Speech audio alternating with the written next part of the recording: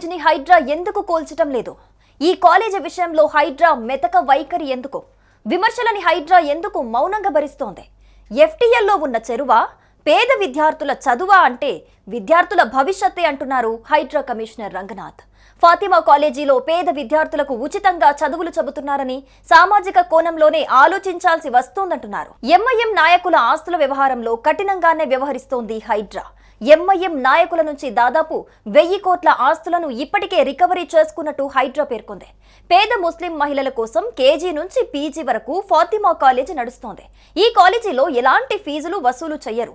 ఈ కాలేజీలో 10,000 మందికి పైగా బాలికల నుంచి యువతుల వరకు విద్యను అభ్యసిస్తున్నారు. పేద ముస్లిం మహిళలకు వెనుకబాటుతనం నుంచి విముక్తి కల్పిస్తున్నారు. పేదల కోసం పనిచేస్తున్న కాలేజీ అయినందునే దానిపై చర్యలు తీసుకోవటం లేదు.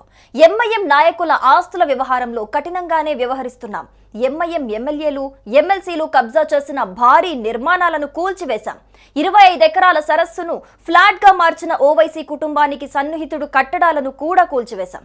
ఎంఐఎం నాయకుల నుంచి దాదాపు 1000 కోట్ల ఆస్తులను ఇప్పటికే రికవరీ చేసుకున్నాం. చంద్రాయన్ గుట్టలో ఎంఐఎం కార్పొరేట్ స్థలాన్ని స్వాధీనపరుచుకున్నాం. సామాజిక కారణాల వల్లనే ఫాతిమా కాలేజీ కూల్చివేతను నిలిపివేశాం. సామాజిక స్పృహతో కాలేజీ నడుస్తోందని దాని పట్ల మెతక వైఖరిని అవలంబిస్తున్నామని చెప్పుకొచ్చారు. సామాజిక వెనుకబాటుతనం నుంచి బయటపడి దేశ అభివృద్ధికి దోహదపడుతుంది ఈ సంస్థ. ఇలాంటి కాలేజీలు ముఖ్యంగా వెనుకబడిన ముస్లిం వర్గాల మహిళలకు అందించే చదువు వారి సమాజ అభివృద్ధికి దేశ అభివృద్ధికి కూడా ఉపయోగపడతాయి. చిన్న చిన్న రాజకీయాలకి ప్రభావితం కాకుండా బలమైన భారత నిర్మాణానికి హైడ్రా కట్టుబడి ఉందని హైడ్రా వైఖరిని చూస్తే అర్థమవుతోంది.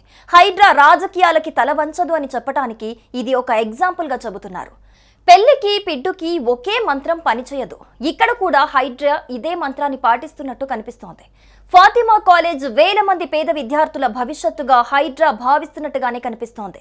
కూల్చటం వల్ల వచ్చే ప్రయోజనం కంటే చదువునిచ్చే చెట్టుని నిలబెట్టడంలోనే ఎక్కువ ప్రయోజనాన్ని హైడ్రా చూస్తున్నట్టు కనిపిస్తోంది.